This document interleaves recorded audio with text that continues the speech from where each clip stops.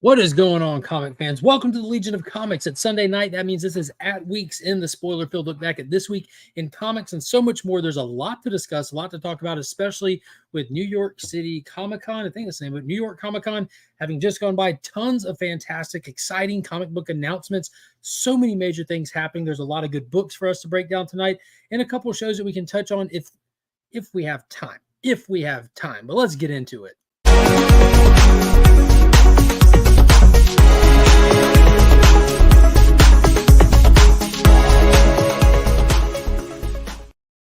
Boom, joined as always by my co-hostess with the mostest, Sector 2815, Paul Cook. How are you? I am doing well. Thank you very much for asking, sir.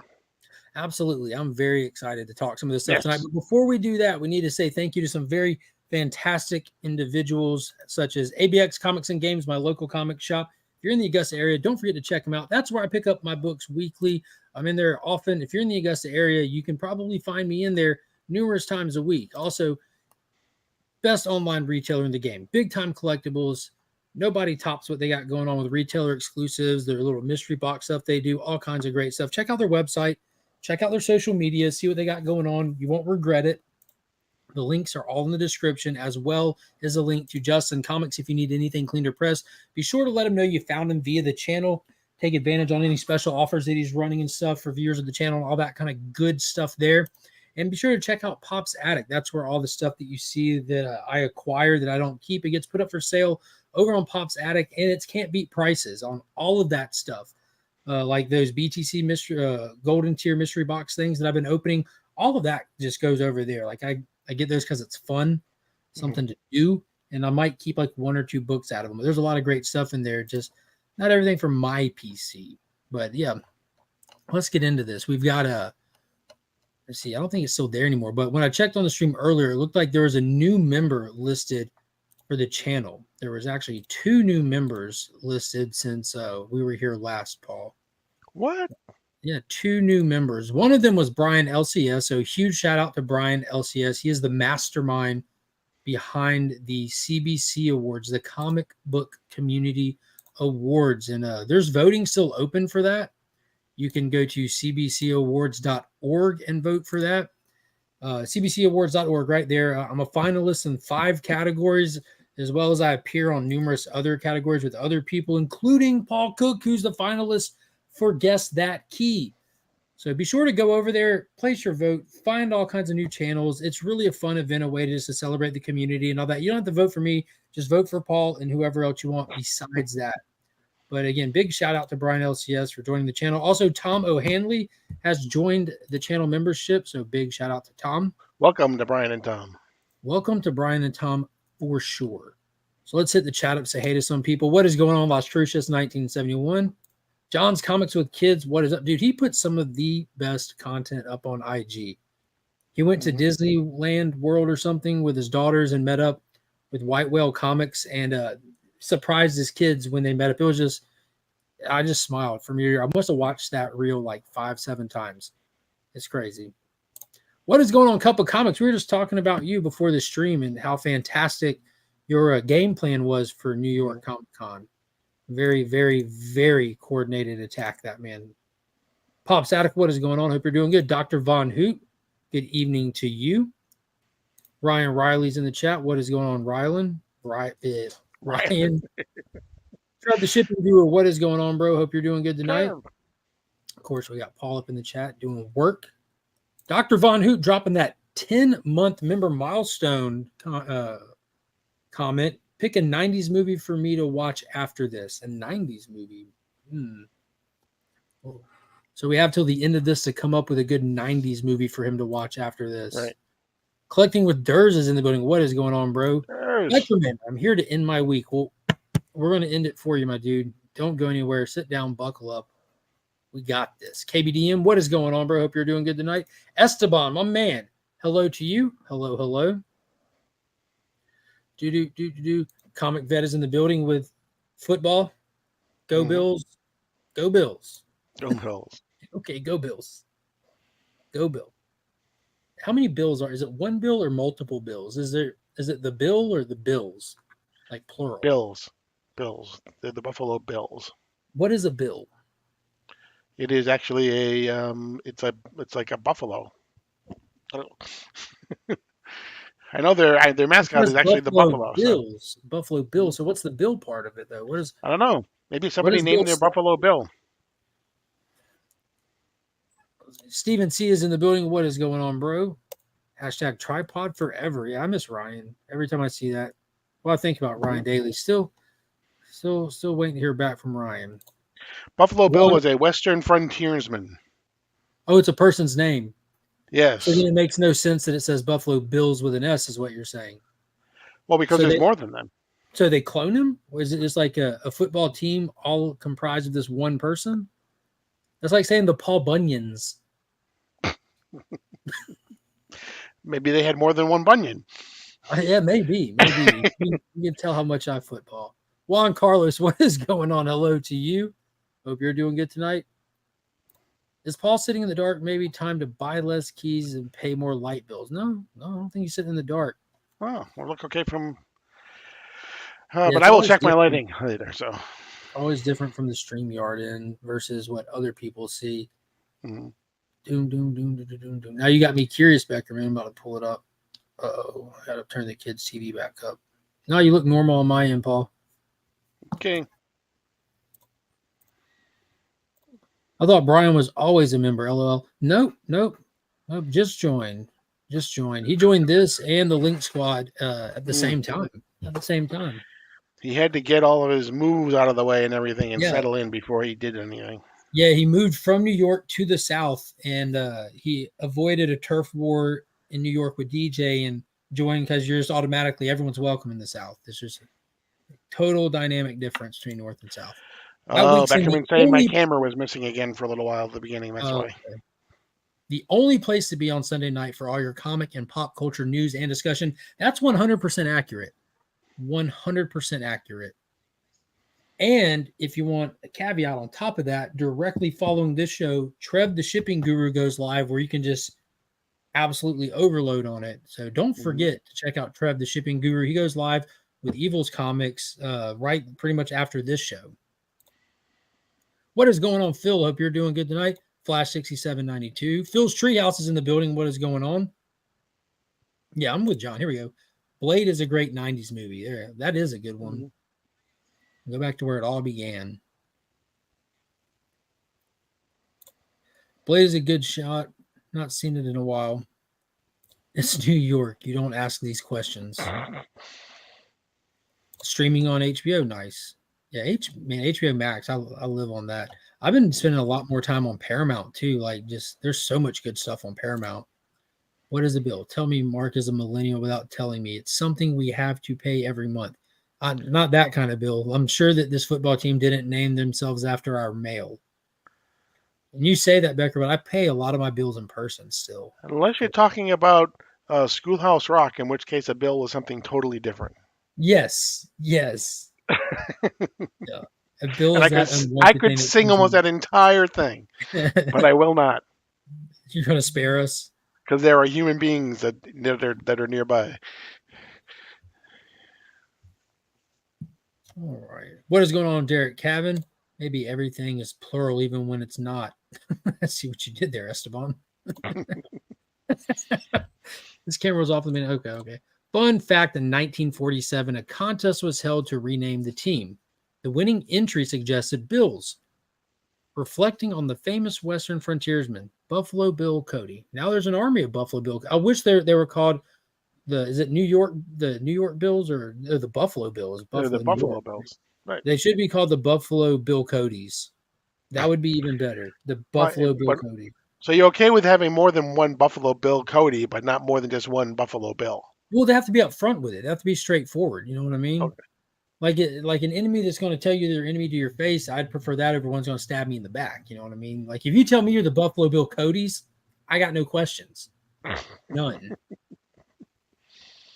Way up on my end. Sorry, I'm texting the wife. I got a message as soon as I bumped the wrong volume button. I got like the controls to the kid's volume on my phone. And I bump it on accident. No HBO in the UK, John, but I'm sure. Oh man, that's a bummer. No, Trev. Thank you. Yay, more New Yorkers moving to the South. Yeah, eventually the problems are all going to be down here. Y'all come down here, act right. The people under the stairs. Oh, that's a good one. That's a real good one. That's one of Ving Rhames' early. Did you get my message? Okay. That's one of Ving Rhames' earlier movies right there. I love that movie. Good 90s movie. Punisher Warzone. That's the 2000s. Honor Ray Stevenson, RIP. Maybe it's not 90s. Oh, well. Watch it anyways. Yeah, I'm with Ryan on this one. Like, just push it forward a little bit. I love the movie and the color palettes they used in that and how much they leaned into that. Was it Garth Ennis run? Mm-hmm. Good night, monkey. Oh, big pat pats. Look at you trying to find sweet ways to get up out of bed. Now go back. Go to bed. Love you. She's like, if I'm cute, they won't fuss at me. Right. Your NYCC correspondent has entered the chat. Welcome. Welcome, Flo. Yeah, and I sent out the link to Flo. He's been busy at the con all weekend. He's a family man. He's got stuff going on, but if he's able to free up his evening, he's going to be hopping on with us. No pressure, though. We know I can't even imagine how tired he must be. Mm-hmm. Nobody should absolutely sing it. Sled 75th, what is going on? There were bison before 47. You know, that would just be redundant. The Buffalo Bisons. The Buffalo Bison. Let's do it. That would just be redundant. The Buffalo Buffaloes. Tatonka. Yes, Buffalo. Punisher Warzone is awesome, Ryan, but that's not. So he's hard set on the 90s here. Hard set on the 90s. As long as they don't bring their problems, I'm good. Amen. People Under the Stairs is a great idea. Yeah, roll with that.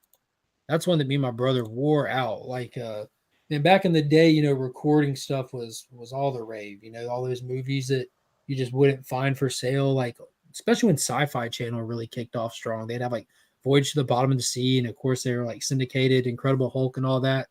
And before like DVD, like there wasn't as much available. You know, a lot of stuff would become available eventually on VHS, but we were crazy with recording stuff. Like, and it was like prime time if you were able to be home when something you wanted to record was on, because then you could sit there holding the remote the whole time, just watching for that commercial cue. You can always tell before something shifts into a commercial, and you could always tell when I was a kid. I always knew when the last commercial was because there's just a pattern to them that you could see, and you just boom pause it for the commercial, unpause it before it came back. That way when you go back and watch it, commercials were out of it. It was awesome. I'm stocked full of worthless sports knowledge. Yeah, I mean, you can argue like all sports knowledge is worthless. Am I right? Same thing for comic book stuff, right? It's fun though. It's fun. Maybe playing words like being a man's man. Yeah, I'm a Buffalo's Bill. Yes, that's it. That is it. Oh man. Let's see. They just opened up the slab package. Beautiful cover, dude. Yes, Warlord won the My Graded Comic Collection video series. I did that Catwoman 47 Nathan Zerdy cover. He won it. I'm very, very excited that it arrived, my friend. Very awesome. I appreciate you supporting the channel and watching all those videos and channel member and all that good stuff, man. I'm very, very, very happy that you won. I hope you enjoy it, or I hope you're able to put it toward something in the future that gets you something that you want for your PC. Don't feel any kind of obligation to keep it. Just make it the best you can. Punisher Warzone is definitely moving to my watch list. It's been a while. Yeah, I love that movie. So let's start to get into it. Made it to the bottom of the chat. Pause. Boom. Ben Parker Comics is in the building. All of you. Hello. Hello to you too, Ben Parker. Hope you're doing good, my friend. Already looking forward to Heroes 2024 to get to see Ben again. I think the first time I spotted him was when we were Left 4 Dead in the Steranko line. And when I say Left 4 Dead, I mean like Steranko just wasn't moving his line. And I just started shouting to the back, Ben, what are you getting signed? Just being ignorant for the sake of being ignorant, because they just making us all just stand there. And yeah, like all of us were in like arm's reach of Steranko, and we were there for hours. They could just be really large platypus. So they have bills. That's it. Buffalo Bills. Yep. Dude, just think of the logo opportunities with that. The merchandise, plushies, everything. Are you an amphibian guy? Are you a reptile guy? Do you like mammals? Because they got it all. Like people talk all the time about where's the missing link in the fossil record. It's right there. It's called a duck-billed platypus. It's got venom in that duck bill. It's missing. It's yeah, that's it. It's it was never extinct. missing. is been there the whole time. Phantom Menace, Long Kiss Goodnight, Pulp Fiction, basically whatever 90s movies you want to see. Who Sam Jackson has you covered. I was like, yeah, all worthy choices. All right, so let's get into it. So this was a massive, massive week for comic book fans everywhere. New York Comic Con is like the East Coast version of like San Diego Comic Con, is what I've been told. I haven't been to either of them. Be honest with you, I don't really have too many plans to go to either of them. They just seem like a little too much for my taste and things, and I think I'd get there and just be ready to go. There's plenty of stuff there that I would enjoy, but it's just I don't know. It's just too much for me, to be honest with you. Like being in New York is what I'm referring to. I can barely stomach Atlanta. I think I would die in New York. It's just too much. There's not enough trees for me. I need more trees. If you can't get a nice lemonade by the time within the first 10 minutes, you're done. Yeah, and Paul can confirm this because me and Paul have rode around in what I consider a big city together, and it just hit this point where I'm just looking. I'm like, yo, how do you do this? Like, we got to be 5 lanes over there and 20 feet, right? It's like, yeah, no problem. We're good. Like, it doesn't make sense to me. None of it. I don't understand how it works. I was there. It sucked. Yeah, I can't imagine.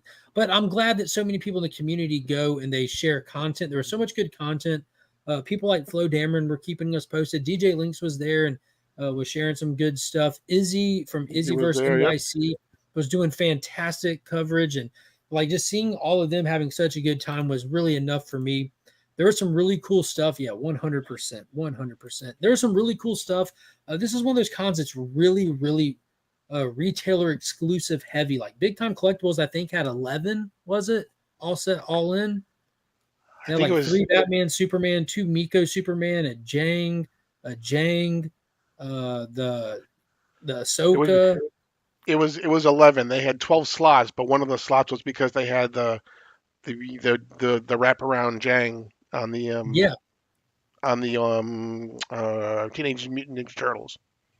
Boom, Big Nosh is in the building. Dude, what is going on? I hope you're enjoying your nice off. I appreciate you coming to spend some of that time with us here. Thought to get in some New York Comic-Con discussion, but all the cool variants aside, I'm not the biggest variant guy. Of course, I collect Jang stuff, and there's some other stuff along the way that really catches my fancy and everything. But what I was most excited about were all these actual announcements about what we have to look forward to as comic book readers and collectors. And there were some massive ones, and we're going to save the biggest one for a little bit later. But I do want to go ahead and touch on and start on this kind of something that's kind of seems a little bittersweet, and that's the Action Comics announcement. Do you want to fill us in on that, Paul? Because you read more of that article than I did. Sure. They announced that Philip K. Johnson will be leaving, I believe, in 2 or 3 issues. And starting in January, they're going to be doing, for all of 2024, they're going to be doing what's called Superman Superstars, which is a series of like short, like 2, 3, 4 type things. And it's going to have Jason Aaron's going to write one, Mark Waid's going to write one. I believe Joshua Williamson's going to write one, and it's going to cover through like one of the things that they're going to cover in Action Comics that he's doing is Brainiac. That's been kind of an ongoing thing, since dawn of DC. If you looked at any of the house ads, you can kind of see the Brainiac tendrils have been kind of weaving their way through there. So, but the good news is that Philip K. Johnson has basically said that he is not done writing Superman. And he said himself and maybe others will be writing things kind of more like in the war world type, Mongol type thing. They're not done in that whole world yet. The 2 kids that came with them, all those good things. So there is, hopefully some a bright side to this as well. So yeah, I'm definitely wanting more information and news. We're going to be following this closely. Because Action Comics seems like it's like, and we mentioned it beforehand, but are they rebranding Action Comics? Like how we saw Superman take a brief hiatus because he was literally off planet. So for that year, they did Superman Son of Kal-El while he was off planet. Are we about to see something like that with Action Comics where Action takes a hiatus in continuity? I mean, it makes sense, like the way that they time it, but are they going to just rename Action Superman All-Stars while we go through this anthology era next year? I don't think it didn't indicate in. I mean, obviously, there's still a lot of things that come. Although, the January solicitation should come out probably by this Friday, so we'll get more. Probably we'll have more info probably by next weekend, because it's usually the third Friday of the month that they release these solits, the solicitations. Um, and Yo, so Flo's here with the proper icon too. Is that nice, Rook? Yep, that nice. is the Rook. So we were Um, talking of this Superman All Star announcement that was made, and to Esteban's comment, he said he's surprised that Philip Kennedy Johnson is leaving so soon after the Dawn of DC relaunch. Which Philip Kennedy Johnson's been there a while, but I completely agree because this whole Brainiac story that they're getting into, granted, it doesn't mean he came up with the idea, but he's the one that's been ushering it in and teasing us and revealed Brainiac with the Doomsday Dogs and all that, so they're the Doomsday Hounds. mm, But yeah, I'm going to be sad to see him go. Like it's been one of the things that I've been most excited about every month is when that drops. Yeah, it's interesting. I think they're trying to give Jason Aaron more of a workload. You know, he's starting with that Elseworlds or Black Label Batman book, and now he's Mhm. jumping into Action Comics. Funny enough, the last hour I was at Comic Con in Artist Alley, I saw Aaron talking with Scott Snyder. And I know there's rumors of Snyder starting like an Ultimate DC universe Oh, where that'd be he's going to dope. right. shepherd that. So it is interesting, but I do want to see Aaron step into the world of DC. You know, he did a great Punisher, obviously an iconic Thor run. So I do think 3 years is a long time. Is he going exclusive at DC? Because I Um, haven't seen anything that announced that yet. I've seen the solicitation for the Batman Black Label, right. just saying his first Batman story kind of thing. Mhm. Yeah, there was a house ad for it in this week's comics, actually. Yeah, Yeah, I I don't don't think think he's he's going. exclusive, Yeah, but exactly. I don't think so either. I think they probably don't want to do the same thing they did with Bendis, where they're like all like I think they just want to kind of like ease people in. Obviously, like Philip Kennedy Johnson is a hard act to follow, so I think they're trying to be like, hey, this is new. But again, you know, he had a really great run. 3 years in today's comics is an eternity. Right. And if he's still going to be writing some Superman stuff, it's almost like they're doing with Philip Kennedy Johnson, like they did with Tom King on Batman. Take him off of the main title, but still let him write the stuff that he wants. Maybe he'll do some other things, besides just the stories that he was doing in Action Comics. So maybe he's going to have like a Tom King type thing, only with Superman. The way Tom King still writes Batman whenever he wants, whenever he wants. and does whatever stories he wants. What is going on? The Adventurous Joe has entered the building. Hope you're doing good this evening. Taylor Winder, just the tip to you too, my friend. Yes, I'm definitely going to be. I don't want to say excited to see what comes next. It's going to be one of those things when we get into it. If it's good, which I mean, it seems like they have an amazing list of creators lined up. I'm not excited about the anthology aspect. We haven't seen good results from that with Batman Brave and the Bold or Batman whatever it was called before that, Urban Legend. Urban Legends. Yeah, there's just not enough book to get into anything kind of thing, and it all just becomes just pointless.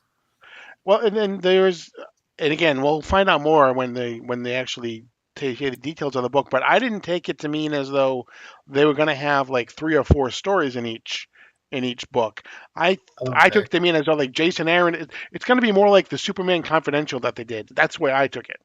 Where Jason Aaron will write a 3-issue story, and then Mark Waid will write a 4-issue story, and then that's the way I took it, and I could be totally wrong.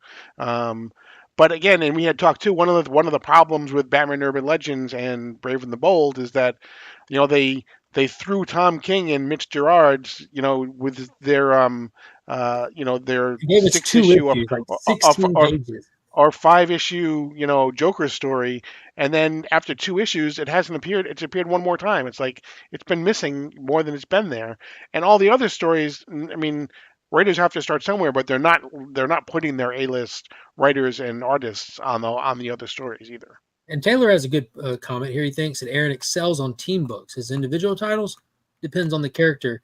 And if you want to, Superman can be a team book. That's what's been really strong about what Mhm. Philip Kennedy Johnson's been doing with it, is he's balancing very well a large cast of characters. It's been really the Super Family book from like the multiple Superboys or Superman and Superboy, Steel, Natalie, the Super Twins. It's Power been awesome. Girl. Even Power Girl, Hank Henshaw, like Mhm. that's what's been so enjoyable about it is not just the presence of all those characters, but how well it's been executed.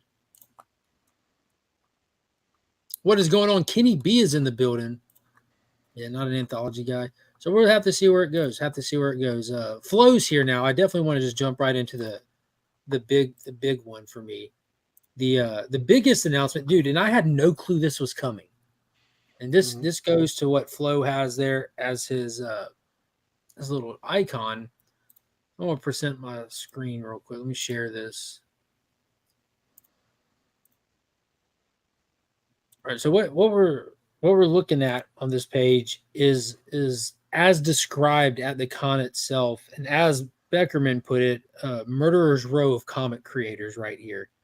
Some of the biggest and baddest names, and what's awesome is as well as a couple of 100% newcomers to comic books.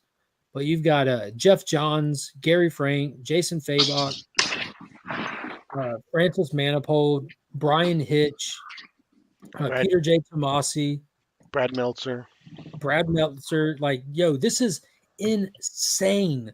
The caliber of talent that's standing in that room together, and what this photo potentially is Image all over again, where some of the biggest, baddest creators in the game come together and create their own imprint, create their own company, and they start putting out their own characters completely unhinged by the bureaucracy of working for the big two. And they kept saying it. They kept hammering it in that they are aiming to make character driven stories again. We saw the first little taste of it with what Jeff Johns and Gary Frank has done with Geiger and Junkyard Joe, as well as the teases we had in the 80-page Giants with characters coming up like Redcoat with Brian Hitch. And little did any of us know that books of these people have been delayed. Superman, Last Testament of Lex Luthor has been delayed. JSA has been delayed. And they told everyone on the panel for this, it's because of this initiative. This is called Ghost Machine. So the imprint for Jeff Johns at Image Comics is called Mad Ghost. It looks like they're just playing into that and expanding it and calling it Ghost Machine. Flo, you back? Yeah. I'm here. So actually, I Cool. have the Yeah, ad right here signed by there we all go. of the creators. It was interesting the panel. As you said, Jeff Johns made a little bit of a joke. He's like, "Hey, if you're wondering why JSA is so delayed, this is why." But they have a bunch of books. It's going to be focused on character. There was a book by Tomasi and Manipul that was showed off, which was called the Rocket Fellas, which is about a witness protection family that goes into witness protection, but in the past, they're from the future. And they talked about a bunch of things. They have 2 horror books coming out next year in October. But Image is really emphasizing these creators. Rick Remender had a similar initiative that he announced with a bunch of superstar creators. So it looks like Image is really investing in a lot of big 2 talent and giving them the freedom they're looking for. Yeah, it's absolutely insane to see. And I watched. Well, for those that don't know, Flow is 50% of the Bada Boom podcast that you can watch anywhere, where you can listen to anywhere where podcasts are available. But you can also check it out here on YouTube because I badgered and begged them to make sure I can listen to it on YouTube, and they made that a reality. And they have some fantastic creators as well as the writer for Justice League versus Godzilla versus King Kong, which comes out next week. They had him on this previous week. So check that out and just check it out. But anyways, I don't even know where I was going with that. I wanted to plug you. I think we have a video. Like, if you want to know more video. about the Ghost Machine initiative, we have a video of the signing, also parts of the panel, where Jeff Johns kind of talks about what brought them all together, and the panel. So it was really good. It felt like being a part of something, like I went to the signing literally like twice on Thursday and Friday, just to get some stuff signed at I got a photo with Jeff Johns, which is a lifelong dream. I got to meet Francis Manipul, who is one half of my favorite Flash run with Brian Buccellato, who writes Godzilla versus Kong versus Justice League. So it was fun. It felt like And what was crazy, as you were saying, that no one knew about this, like, if you looked at the promotional materials for New York Comic Con, Jeff Johns was only supposed to be there one day. And He stayed the whole time. he stayed all 4 days. Wow. He was in Artist Alley, Fabok, and he made sure, each founding creator outside of Brad Meltzer, who was only there the first day, was at the Ghost Machines booth at 2 p.m. every day, signing ash cans. As you talking about Red Junkyard coat. Joe foils, Yes. red coat foils. They had a bunch of different stuff there. Also, if you check out their website, they do have merch. So if you've been looking for I Junkyard I Joe went shirts, looking for their merch already. I can't find. I went on images because I couldn't find a Ghost Machine website. So you're gonna have to link me because I was already looking for that hat Jeff was wearing. I'm like, I need that hat. yeah, I need that. I'll send you the QR code. And we could, obviously you could post it and stuff like that. I was hoping they had it at the booth. I had asked them, I'm like, hey, are you guys giving out like any of these shirts or anything Yeah, let like me let that? me address this question though. So, like, this is a great question. I see Geiger on the cover. Is Ghost Machine going to be kind of a Miller versus Big Game kind of book? So, yes and no. So, what it is it's the introduction. Like, we already know the Geiger versus there, but they said this is the introduction of actually 4 separate universes under the Ghost Machine banner. There's different creators, which you saw in that picture, and some of their books are going to crisscross, like the Geiger verse obviously crisscrosses. It's the universe of the unnamed, which all these characters that existed through history at different points in time, and they're all going to converge and stuff. We already saw a tease of that at the end of Junkyard Joe. But stuff like Rook, who's the characters from the Rook Exodus universe, they're going to be exclusive to their universe. So who knows if way down the road they might. That question was asked in the panel, and their answer was that's kind of spoilerish, isn't it? Like they didn't want to necessarily say yes or no. But one of the big things that was talked about when Geiger first came out was the it being optioned, them looking at doing a television show for it or something. And for literally 1 second during that presentation, they showed a clip with all the creators and picture of their book, but they showed one embedded in that was a 1 second clip of Geiger live action flying through the air and landing on a car. So they didn't address it in that panel after that. They didn't talk about it. But I did ask Flo about it, and he said he believes that it's a proof of concept, and they said something about the strike holding them back or something. Yeah. So now that the writer strike is over, there's a lot of things backed up, and in terms of like getting it started again and having that momentum, it's a little bit on hold. And I will say a lot of this Ghost Machine stuff you won't be seeing until next year. So obviously you have early next year, you have the Rocket Fellas, but the horror titles that are yet to be announced, the name, some of the creative teams have been announced. The And artists, they announced the name of 2 of them. Jeff announced it for them because they yeah, didn't want exactly. to. Yeah. But they were really great, and they come from a different world. And what's interesting is that they won't come out until next October. So they're going to be true horror titles coming out during spooky season. So it'll be interesting to see. And also they're being tight-lipped about the artist, so I'd imagine it's some insane big 2 exclusive artist that you're going to love, be able to see do something outside of just cover work. Yeah, so we haven't even seen the full list of talent that's going to be associated with Ghost Machine. They said that they had to wait on contracts to end before that they can announce them coming over. Yeah. And So are they gonna? Did they say? Is Brian Hitch like not gonna do any Marvel or DC anymore? He's just gonna do Ghost Machine. I didn't Um, say. because I I mean, think obviously, for the things that they're already contracted, like Jeff Johns has to finish JSA because he's already contracted to that. Brian Hitch has to finish his Lex Luthor thing because he's already contracted for that. But beyond that, yeah, is that I don't picture Jeff Johns ever totally giving up on like the Golden Age, because that's he really and or on Stargirl, finding a way to do something like that too. I didn't know if anybody had talked about that as part of the announcement. I think with these initiatives, you could never say never. Like Mhm. how many things Scott Snyder is involved in, like Comixology, other Right, things. He's doing the Arcbound thing, but he always finds a way back to DC. right. So I think that will always be the case with all of these creators.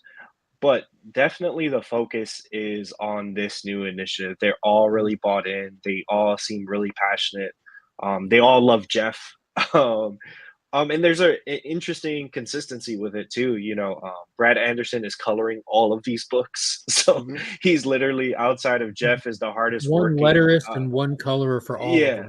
them. Yeah. And it was funny when during the signing because they were asking like, "Hey, do you want all the creators to sign it, or do you just want the creative team like on Geiger or Junkyard Joe?"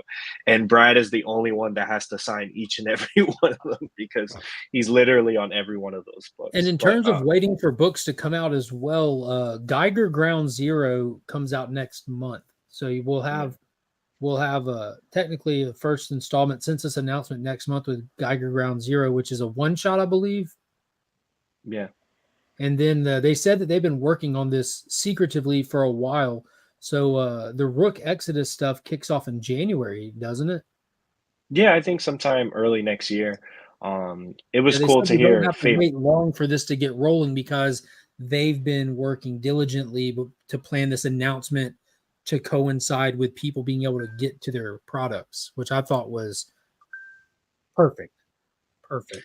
And it's what you need, you don't want to lose the hype or the momentum of an announcement like this. And I think with a lot of Jeff's books lately at DC, some of them open really well and then they lose steam just because the books are late. It's hard to kind of keep up with it, like when issue 2 or issue 3 comes out. So I think he's been very conscious of that and trying to make sure that when these books are announced, when these teams are together, that they've got the ball rolling.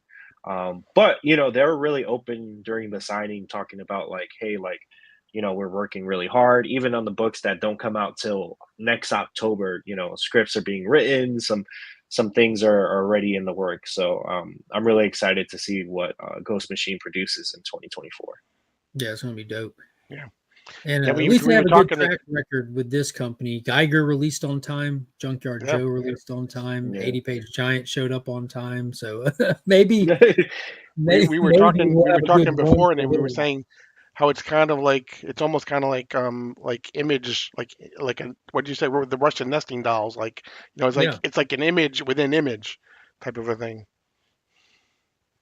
And it's what they should do. It's part of their foundation, sort of that Yep. creators that spirit. And I think Hmm. eventually, like every creator gets to the point where they're like, wait, all of my ideas are being mined for Right. billions of dollars in some cases with some of these ideas. Like if you look at Jeff, the last 20 years of DC have been, built by him and his ideas.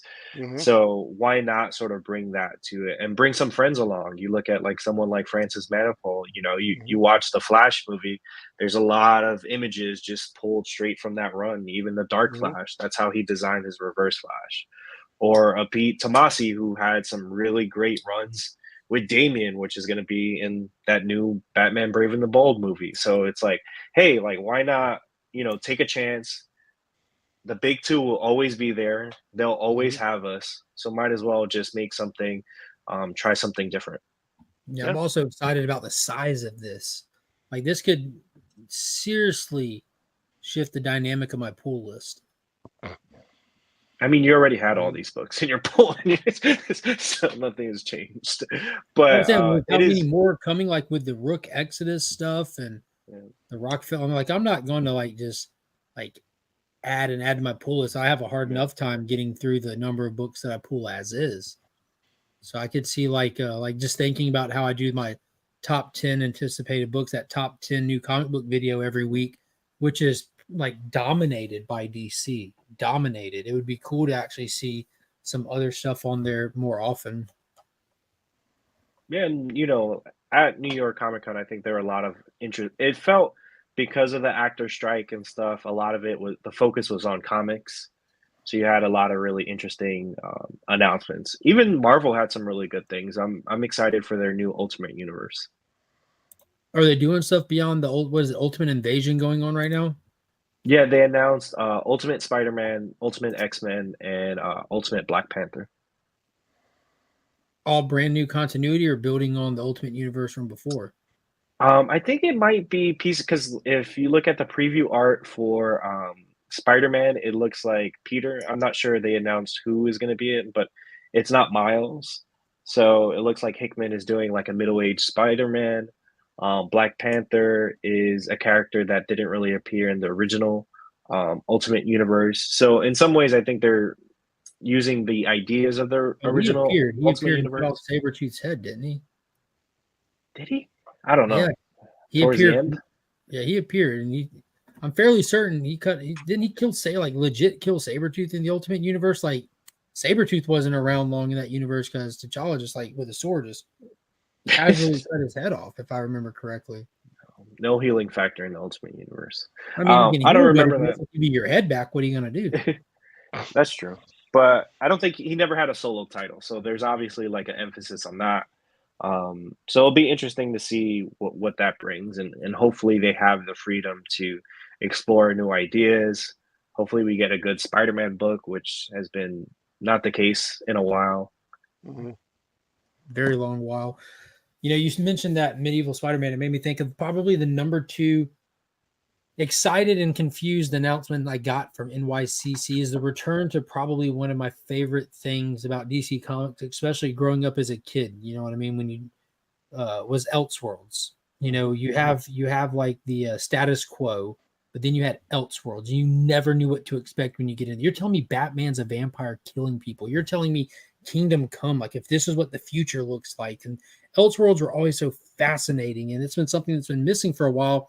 And it's always been like the DC Black Label imprint has been like an Elseworld light. It can either be mature content or it can stand on its own continuity. But now they officially announced that the Elseworld imprint is returning, and they announced a slew of books along with it. Yeah, what I'm confused about is it never really left. They always told like Elseworld stories. I don't know why they ditched the brand. It's the same thing with Vertigo. It's like, hey, Vertigo kind of lives on through Black Label. Mm-hmm. So I do think it's weird when they do that. Same thing with Marvel. It's like, why not keep What If around? It's a fun way to kind of explore different things. So, I think and it's with a brand Vertigo, people it know. became kind of like just pointless on face because comics by their basic nature anymore don't adhere to the same like code of ethics. You know, like pretty much any comic you pick up these days is going to have bad language like symboled out, or it's going to be more violent than a book you would have looked at X number of years ago. So something like John Constantine Hellblazer, which used to be on a Vertigo, it wouldn't have to be today. They would just put it out. So I Yeah, can that's see fair. where Vertigo didn't necessarily need to be around, but I like the concept of what they did with Black Label, and I feel like they deliver more or less on it, with it being like the like top tier kind of quality from artistry to writers to concept. This Batman book that came out this week is a perfect example of what Black Label is supposed to be, from being adult oriented to this Christian Ward artwork just being mesmerizing. You can't expect something like that in a monthly title, but they'll give it to you under a Black Label miniseries. But I'm all in, still happy that we're getting Elseworld because they announced some very Elseworld sounding tales like right out the gate. And the first one that comes to mind is like Batman Barbarian. So we're going back to like Conan style Batman. That's like classic feeling Elseworlds. I can't think of some of the other ones they announced. So I They're might have to, supposed to go back and revisit Gotham by Gaslight. yep. They're going back to kind of the world of Dark Knights of Steel, which wasn't in Elseworlds, but this new story is supposed to feature elements of it. So there's that as well. Yeah, that's like so like what Flo was just saying. Like we've That, still been doing Elseworlds, hmm just not under, but they did that was a DC Black Label, even though it's a 12 issue series, a standard size format, which I'm not a fan of standard size format stuff for Black Label. I like that prestige format. I hate the prestige format, to be honest. I don't know where to put it. I'm like, I'll just wait for the hardcover. I mean, I read the stories as Kids they these come out, days. but it's hard to kind of put things around. Like, it's great when it's collected. Like, I love my Catwoman Lonely City hardcover. And there've You been and some Lonely. great like series, Aquaman Andromeda with Ron Oh V and wow. Christian Ward. yeah. You know, Christian Ward, guest of the Bada Mhm. Boom podcast. Check it out. So But here's another one they showed this cover art for, and it makes me think we're going back to the Tangent universe because that looks like to me like Green The Green Lantern, Lantern one. Yeah. Tangent universe on that cover right there. hmm Got the staff with the lantern hanging on it, so maybe That would be cool if we hit on some of the older stuff, like I think that'd be a great way to get some of the older heads in there. And I don't consider myself old, but I sure do enjoy the older stuff. No, and I think they That's have what to understand their audience. Like comic book shops skew very heavily to older people. You know what I mean? I Mhm. think collectors are older and older, so it's like, and that's what I think the Ghost Machine thing is really exciting because it's like, hey, like, why don't we make Western books? Why don't we make horror books? People are looking for different things, you know. Especially when these superhero titles have become so dull because they're supposed to feed the machine of the movies and stuff like that. So let's just make something where people can explore, and hopefully these Elseworld titles kind of do that too. Yeah. Flo, you were on the ground there. What was some stuff that we've talked about, the Superman stuff, Ghost Machine, and elsewhere? What was in the Ultimate stuff? What else was some announcements that were really, really bigger? I mean, those were the big ones. As I mentioned earlier, Rick Remender's sort of is bringing more people into his world. He's really kind of made a name for himself at Image. Like he really built everything at Marvel and then went off and it's like now he doesn't even touch big two work. Like they try to get him back, but what he's been able to do between like all the books and it seems like every year he's making like one or two books that's in everyone's top 10 list for the year. So he's bringing together a lot of people. And just kind of being there, I have to say, like, this is the most packed like Artist Alley has been in. You know, they got creators like Tom Taylor to come all the way from Australia. Oh, Like he wow. never comes to New York City Comic Con because he's always in San Diego. You had people like Jorge Jimenez who lives in Spain come over. Mhm. You had Dan Mora. So it seemed like, and these cons are a lot where people connect and collaborate. So you know, there are multiple times I saw like Jeff Johns like in the hall or something like that. So it just you can tell people are excited. You know, there was the Arcbound announcement, which is the Tom Hardy book. That is going to become a Kickstarter, so we don't Yeah, know isn't who's he teamed publishing it up with yet. Snyder to do that? Yeah. So Scott Snyder, Ryan Smallman, and Frank Thierry, they're working on that book. They And did have an what's the Ashcan. concept or idea behind that book? It's a future dystopian world, which is like the concept of every, you know, new book these days. I do think it is a bit of a missed opportunity because I think they could have had something like Berserker if they had made like the character have Tom Hardy's likeness on the cover. You know, I think that's the reason you bring in a celebrity for these kind of books, especially when you're going to launch a Kickstarter for it. So But you yeah, mean I kind mean, of like people they are did with excited about that. Keanu, like they did with Keanu with Berserker? Yeah, exactly. Um, but yeah, so you had a lot of that, and you know there are really some great indie creators and stuff. So, you know, being that the strikes are going on, there definitely was a focus on comics, which is New York is you know one of the foundational places for comic books ever. You know, this is where Marvel started, where DC started. So and it was good energy. Like I said, all the creators were super nice. Um, Particularly in that Ghost Machine booth.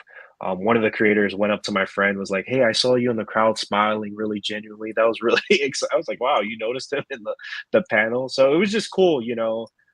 Some really good energy. I think this is the most fun it's been since the post COVID. So it was a fun environment, and I think a lot of those creators that were meeting up, we're going to see some great books coming out next year. Well, there goes the Thank- monetization on this stream. He said the C yeah, word. yeah. But Now you guys mentioned the Marvel Ultimate Universe, right? You guys talked about that. We When talked you about said it a little, yeah. the Ultimate Universe, Mark, were you talking about the Scott Snyder announcement? That no, I was supposedly talking about Scott Snyder is supposedly curating this new thing for DC that is supposed to kind of be like the Ultimate Universe for DC. Oh yeah, That I yeah, was brought announced that as up well. earlier, like how he's kind of like rumored and stuff like that. But I don't think there was any like hard, like there was no announcement, you know. But like I said, he was talking to some people for sure. Mhm. You know, Jason Aaron is now at DC, so I'm kind of Right. talking with him. That dude is busy, man. Like the amount of like booths and panels and signings he was at, you can't really fault him for being there for the fans and sort of being about comics. He was really there. And even like if you ever see an interaction with Scott Snyder, like he's really passionate, especially when people ask him about the craft. I've seen a couple of writers go up to him and ask him about script writing, and he's really attentive and gives people time. So shout out to him for working really hard and being in a position where he can do things like that Ultimate Universe and also something as fun as like a comic with Tom Hardy. Mm-hmm. So here it is from Bleeding Cool, reliable source. They're not afraid to talk about something. We'll just put it that way. Bleeding Cool is getting the hot gossip from the bars exploding around New York Comic Con. That DC Comics is going to be announcing something big. The next stage in their publishing plan is to follow the current Dawn of DC initiative. It has been compared in gossip to Marvel Ultimate Universe, and it may see Scott Snyder, Batman, Justice League, and Swamp Thing writer and showrunner of DC's Dark Knight Metal events to make his return to DC Comics. This is after settling up many creator-owned projects across Dark Horse, IDW, Comixology, Substack, and Image. Good God. As well as the upcoming Witches TV show back in production. This new DC publishing initiative would involve a new reality for DC Comics characters to play out in, almost like if they had a multiverse or something. Mm. Or an Elseworld. Yeah, so we'll see. Hopefully like something cool comes of it, and I mean, it just like as a DC head, it just feels like the introduction of an Earth we haven't been to yet. Mm-hmm. I'm all for that. Yeah, I think they could have a lot of great stories, and you have creators that want to tell certain stories, but they can't. You've seen sort of how people's hands are tied when they get on those big titles. So it'll be interesting to see what they're able to do, if we'll get another 10 Batman titles or something like that. But anything when Scott Snyder and DC collaborate, I'm in for. Yeah, should be solid. Should be solid. I'll be honest with you, man. That Ghost Machine stuff has just been living rent-free inside my head. Listen, I've added a couple, a hat and a shirt to my cart. I got to send you that link. Yeah, send it to me too. I was already like big excited for the Geigerverse and to see that just, I'll follow Jeff Johns wherever he goes. Like, I'll follow that dude to the gates of Valhalla. Like he's my generation's like comic book kingpin. You know what I mean? Like he's it. He's the dude. He's still doing stuff, and I still stand by everything that he does. I haven't seen him do something that I wasn't like, that's amazing, other than the Shazam stuff. But that's more not necessarily his fault than the legal department's fault. Yeah, I'm on their website. They have shirts for kids. I'm about to get my son. It's ghostmachinepro.threadless.com. I sent you the link for the shop. They have like a regular website with news and the press clippings from the announcement, but the shop is run through Threadless websites. But I sent you that link. I'm copying it. I'm going to throw it in the chat in case anybody else wants to see it and get a better look at some of the characters and stuff. So it's in the chat if anybody. No, that's not the one. Oh no! How did that even go in there? I just put the chat to get. See, remove. I think I changed tabs too quick for it. Yo, it won't even like have it. Doesn't even have a URL at the top. That's weird. Let's see if I can get it from here. Copy. So let me get this in here. There we go. I think I got the right one in there. There's the ghost machine thing. So if you're interested in checking it out, it's definitely a dope site. Some of these characters, man, just look awesome. I definitely want to support the cause here. Like I believe in a lot of these creators. I love me some Brian Hitch, Fabok, obviously. I don't have Flo's enthusiasm for Francis Manifold, but the quality of his art is undeniable. Hey. No Francis Manipul slander in this chat. I don't have anything bad to say about it. I'm just saying I don't have that that same Trinity, the Flash. You didn't like the new 52 Flash? Dude, when I picture the Flash in my brain, and I'd already sent pictures to Paul about this. I've already read Justice League versus Godzilla versus King Kong, and I'm like, yo, dude, like he's wearing the shirt, like that's Flash in my brain. Like that's how I picture Flash. Like when I think of a Flash in comic book form in my head, he always looks like Michael Turner art every time. Michael Turner defined the Flash for me. I don't know why. Like I'd seen people draw him before him, but once I experienced Michael Turner's Flash, like that was just it.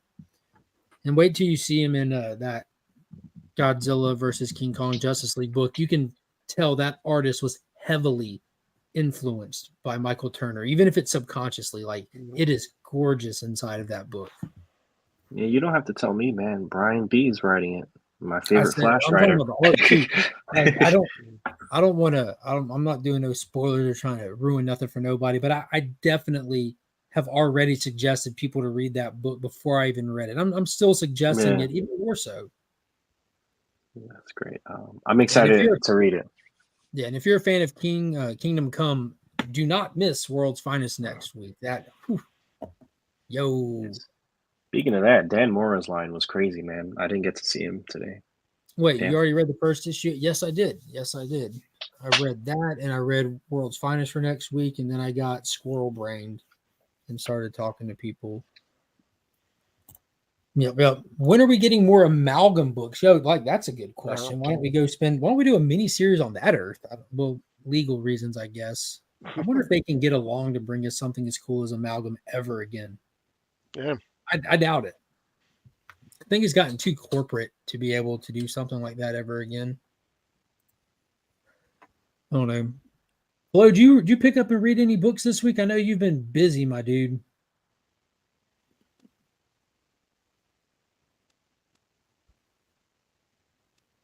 Guess we lost him. Paul, did you pick up and read any books this week? I know you've been busy.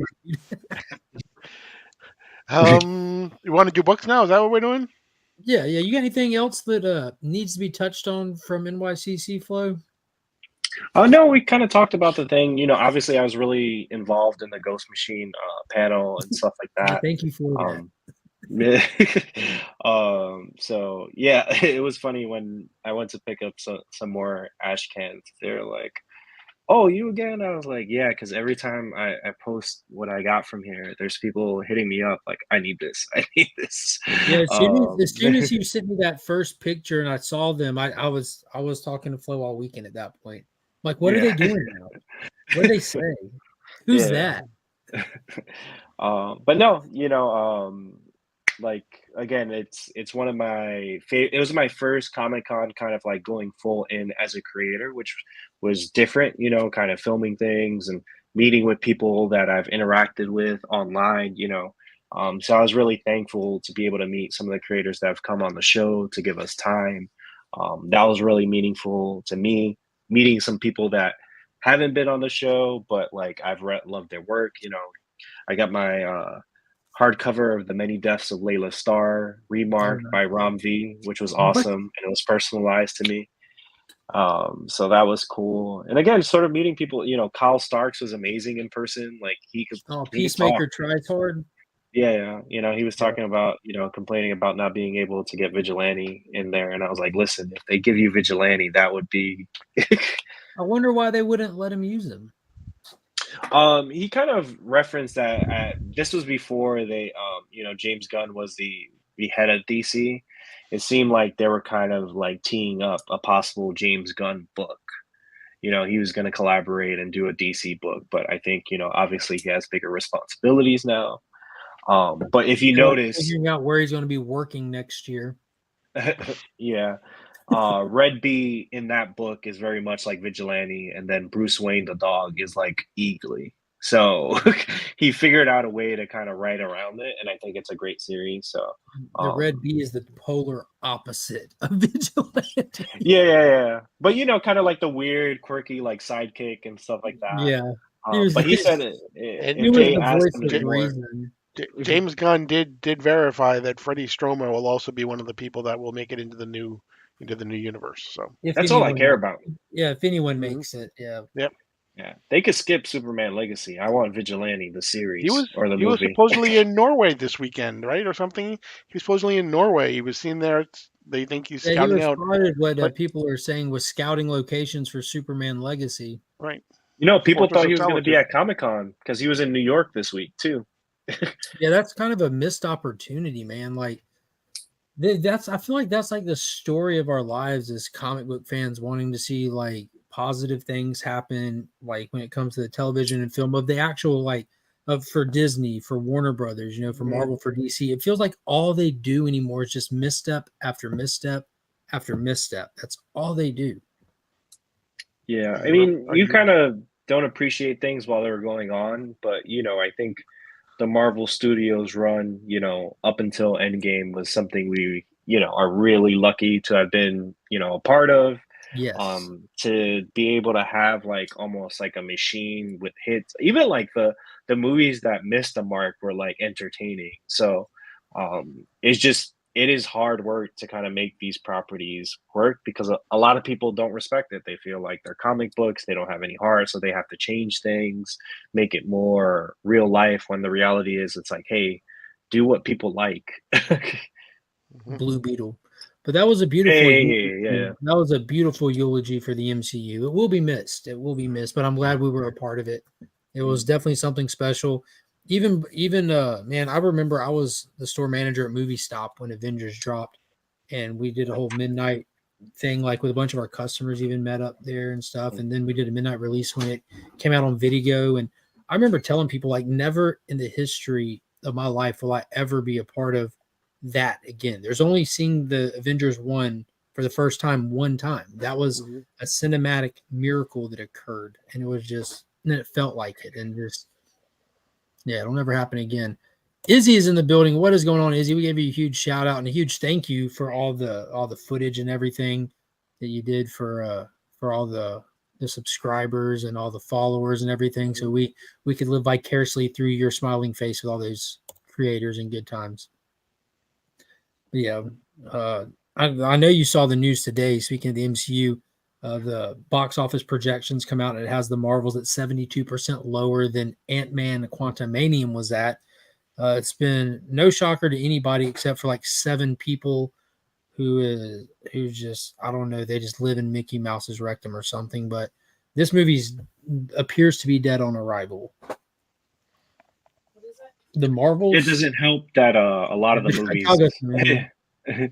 haven't been good. I think, they lost a lot of goodwill Goodwill. after Ant-Man.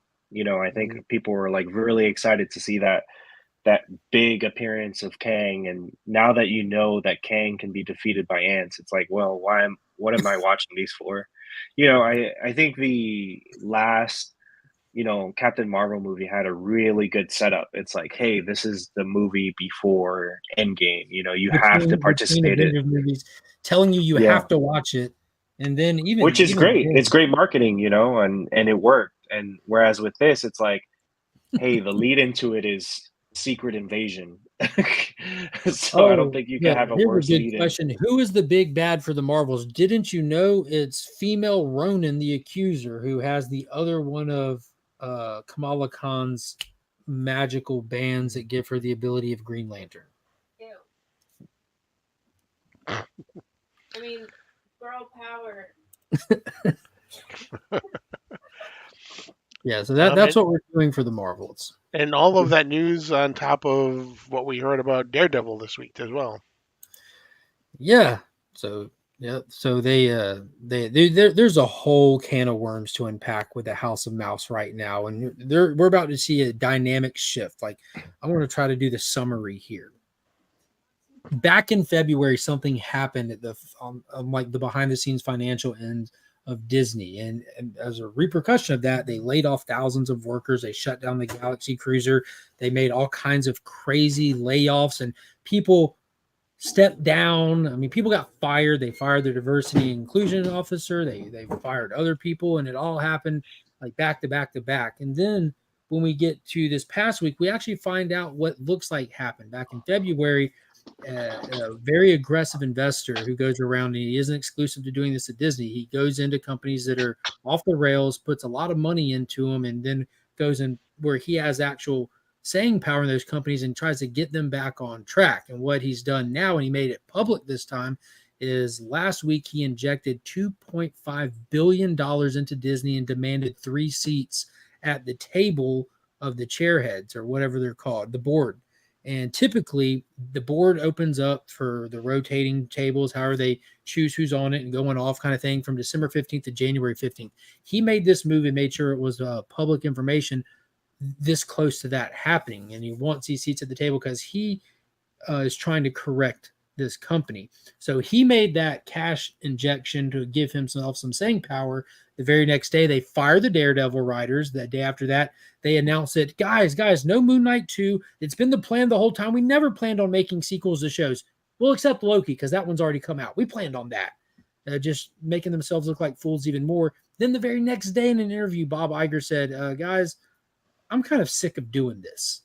Like he's tired. Like, so it looks like the House of Mouse is about to have the most massive shakeup we've seen yet. It's been a slow snowball building. Looks like it's about to crash. And on top of that, what I've been saying for over a year now is now the rumblings inside the House of Mouse is that we need to at least kill and reboot the MCU with Secret Wars. Been saying it, but it looks like it could happen, or just kill it. The Burn it rumors with were fire. printed yesterday. Yeah. For me, I think it is a good thing that, you know, that they looked at something like Daredevil because of the writer's strike and kind of said like, hey, let's readjust. You know, I think it's better for everyone. I know it's pretty harsh to be like, oh, a good thing is getting fired and stuff. But if it had come out and it was the polar opposite of what the Netflix show was, I don't think that would have been good for the creative people involved. It wouldn't been good for Marvel. So I do think the writer's strike gave them an opportunity to kind of look back and give them the time they needed to kind of readjust some of these things and kind of be like, all right, now we kind of have to go back to quality over quantity. So if there was a good thing about the writer's strike is being able to kind of stop the train, because before they were trying to, you know, change directions or, you know, build the track as the train was moving. So I do think it's a good thing that these things have happened. I know it feels like disarray, but in reality, hey, this, I would rather them do that than release whatever version of Daredevil they were going to release. Yeah, I agree. I mean, in the end, if we get a better product, then it is better. But part of the issue is that, from what I've read anyway, is one, Daredevil didn't even show up in costume until episode 4. It was They're going to mostly kill like Karen and Foggy in the first episode. right. It was mostly a crime, legal procedure type of a series. They filmed almost half of the episodes. They don't know how much, if any, they're going to be able to use, which is just a huge waste of money because they shoot them like movies, which is part of the problem. They really didn't run them like they were television series. They were trying to run them like they were movies. The issue, and that's what they recognized here. And so, yeah, I totally agree with you, Flo. If we get a better product, then we're going to be a lot better off. Disney financially may be much worse off. Yeah, I think they're gonna probably shift to more like experiences and stuff because the Yeah. media side, they're in a weird spot with the linear networks. They just involved in too many things, and you know, which have nothing to do with Marvel, Star Wars, and stuff like So, that. But so I was you know, I'm talking. glad you brought up that point about the movies thing. One of the more fascinating things about that article about, you know, the Daredevil sort of readjustment is that they don't have showrunners. Right. The Marvel series have been like they'll hire a head writer that, you know, is fired or is not very much a part of the process when the show is being made. So you get this mix match thing of like, hey, the person that the main creative voice that built the show is not there to kind of make sure that things are consistent. And that when you hear that, you're like, that makes so much sense with series like Moon Knight, which tonally were all over the place, would have really Mhm. high highs with certain episodes and really low lows. So, you know, I'm glad that they're, you know, woke up and realized like, wait, we actually need writers for these kind of things. Right. So I hope we get, and you know, now that Loki season 2 is happening, which so far has been good. It's like, hey, if we could get more of Loki, great.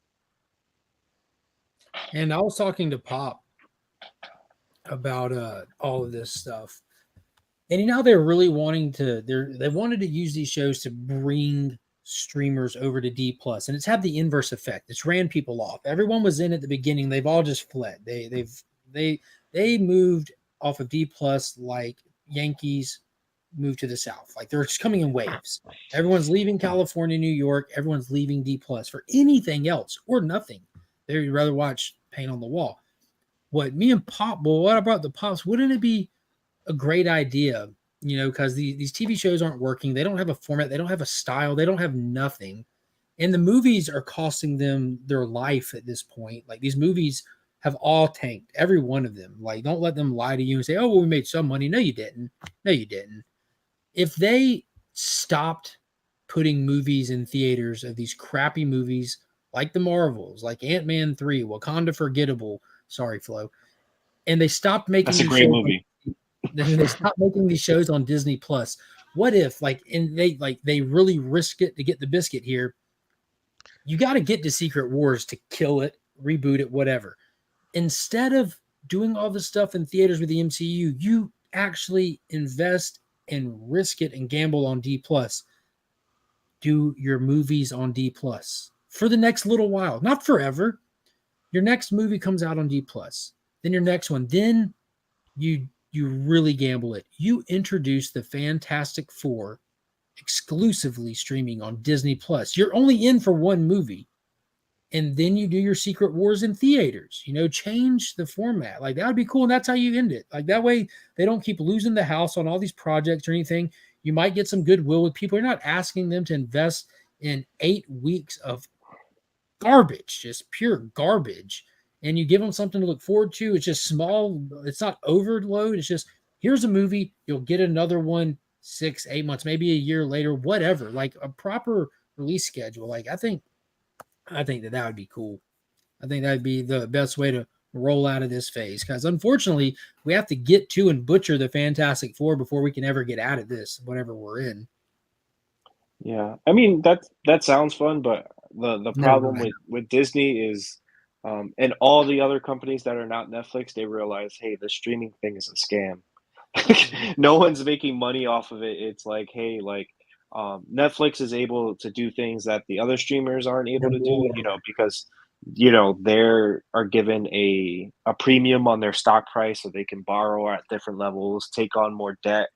But when investors see a bunch of debt at Disney or Paramount, they're sort of and also like some of these don't deserve streamers. Like I don't need a Peacock, I don't need a Paramount Plus.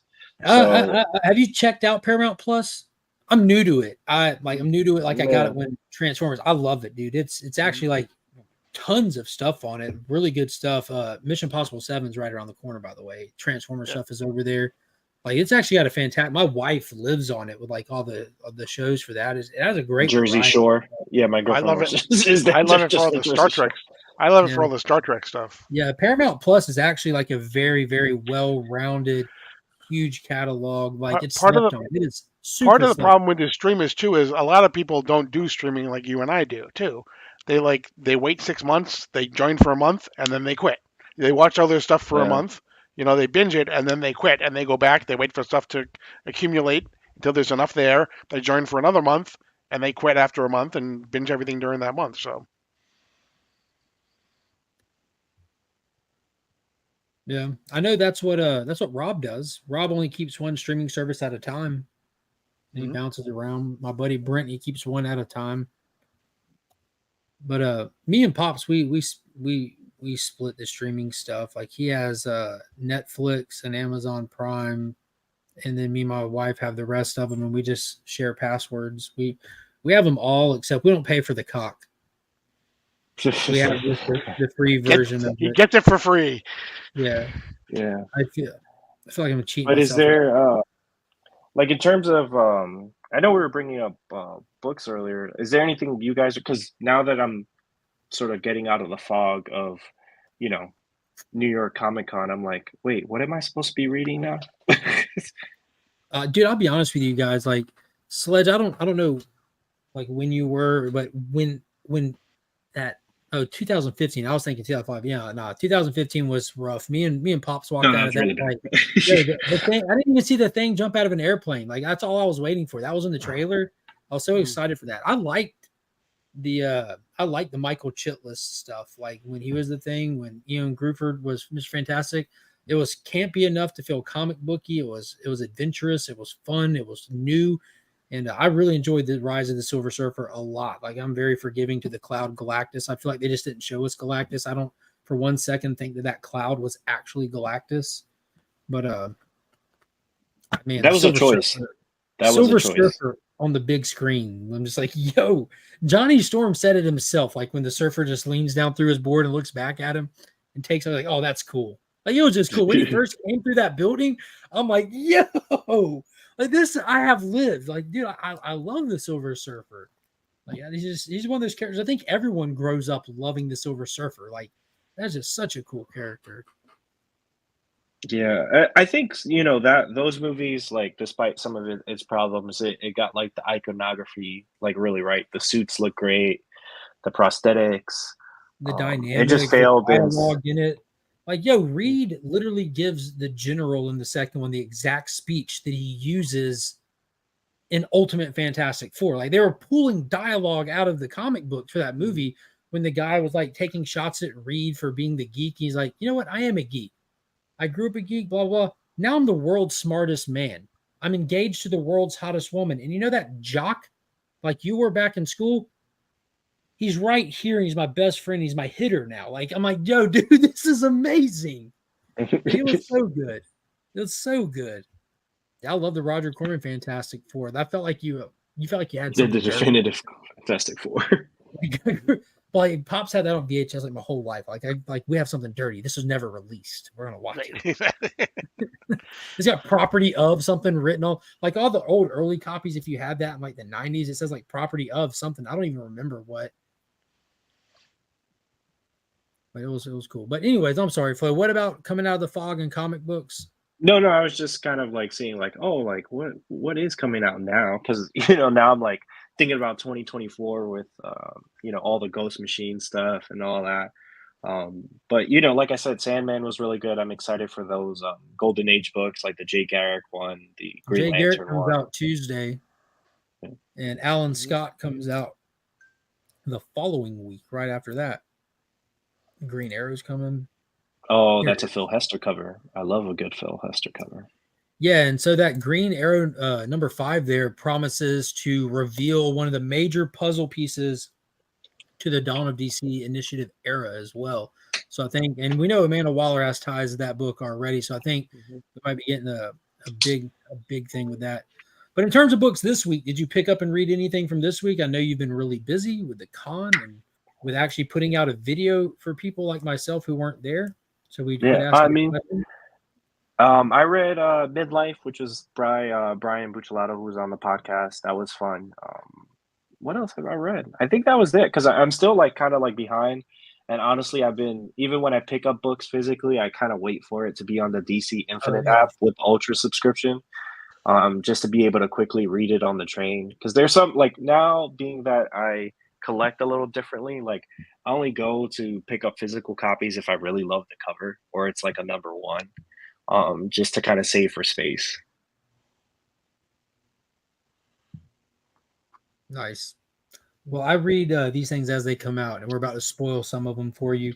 Well, I appreciate you hopping on. You're more than welcome to bail. Don't feel bad for bailing if you don't want to be spoiled. You're more than welcome to stay, but we're going to spoil some comics. Well, thank you guys for having me on. I'm glad you guys are excited about the New York Comic Con stuff. Oh, yeah. Absolutely. I can tell you personally, the Ghost Machine team is really excited that people are excited. They want people to buy in, so if you can, spread the word, guys. Buy some merch. Get those ash cans. Get the Geiger and Junkyard Joe trades. Be up to speed. These will be different universes, but eventually they'll collide as comic books usually do. So, thank you, guys. All right, Flair, take it easy, man. All right, later. Peace. So this was the. I've got like 4 pages left of Silver Surfer Rebirth number 2. But Rebirth Legacy, This has been wicked. You have Mephisto doing a whole plot to get control of the time stone. He tricked Genis into using it to go back in time to see his dad. He's lost in time. The Infinity Watch is blaming Silver Surfer for this because Mephisto has tricked them. So you get a really cool battle with Infinity Watch and the Surfer. And let's be honest, that fight only lasts as long as Silver Surfer wants it to. And that's exactly how it plays out. Like they're trying to bear down on him with Pip and Adam Warlock and Gamora. And he finally says, like, guys, like, if y'all aren't going to stop and talk, I'm going to make you. And it was a really cool moment. And of course, it ends with, to me, my board. And I love it when he pulls that move. It's just like, yeah, just get over there, board. But this has been really fun. Ron Mars. It's one of the retro titles that takes place back in the time era of their run. Also, I don't have Department of Truth coming out, but Hunt for Skinwalker Ranch is coming out. This is from Zach Thompson. If you're into like the mysterious, the UFO stuff, the cryptid stuff, the supernatural stuff, Skinwalker Ranch is a real place here in America that has all of those stories attached to it. And this is telling the true story. I say true because it's the story that the actual people that lived on this ranch tell on why they abandoned every dollar that they had to their name and every piece of anything they had to get off of this land and how long they really waited it out, from cattle mutilations to strange objects in the sky to weird occurrences, all tied into like Indian culture and everything. And back in the old times, it's really, really wicked. And I really enjoy that kind of stuff. So this has been pretty dope. Those are the two ones I know that you didn't pick up. Right. What you got? Where do I? Green Lantern. Issue number 4. Issue number 4. It's the team up of Hal Jordan and Barry Allen again. Can't do that without they recognize it on the cover too. Jeremy Adams will always find a way to write Flash. So. Exactly. Yes.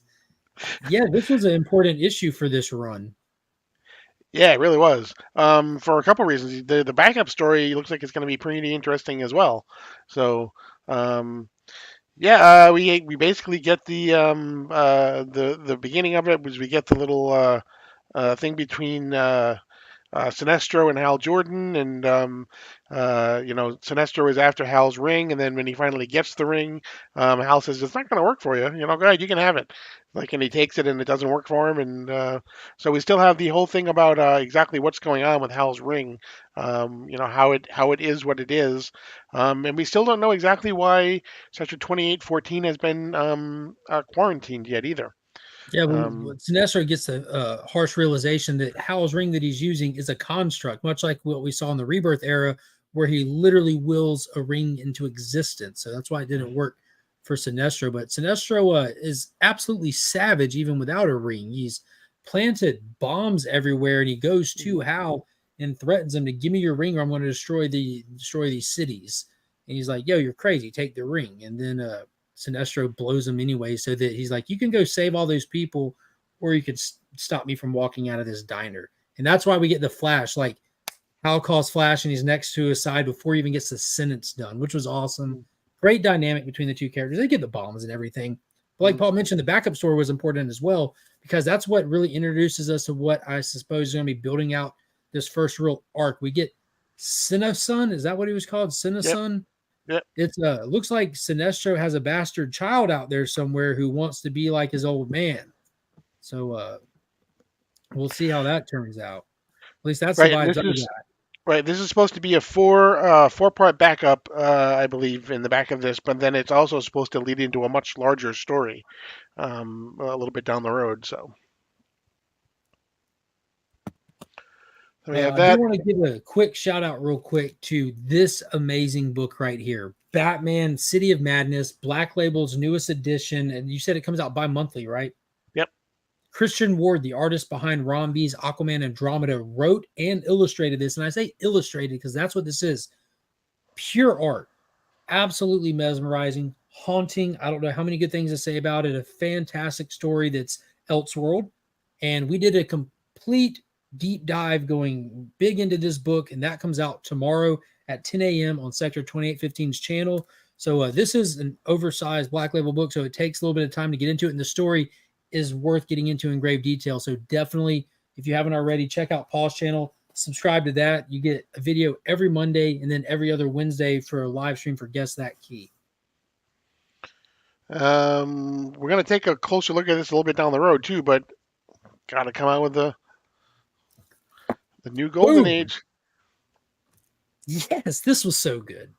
Yeah, and you know what? I have on this very channel, on this very show, I have in the past actually said how much I really don't like Riley Rossmo, but he was Same here. okay with he was okay in this. I really liked him in this particular issue.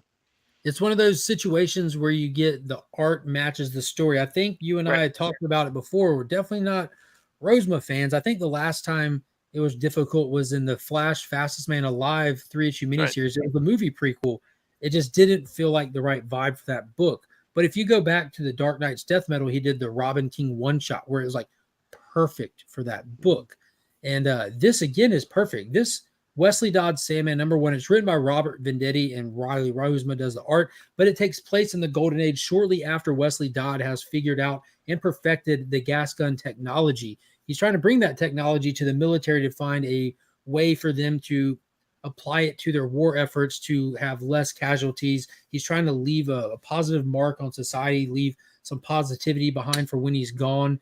He's kind of trying to follow in his father's footsteps with stuff, blah, blah, blah.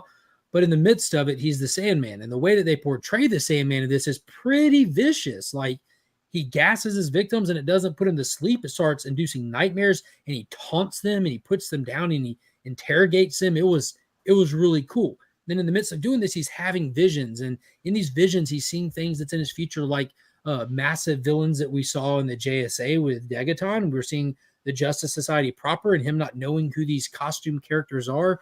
And while all this is happening, someone steals his notebook with all of his information into all of his research.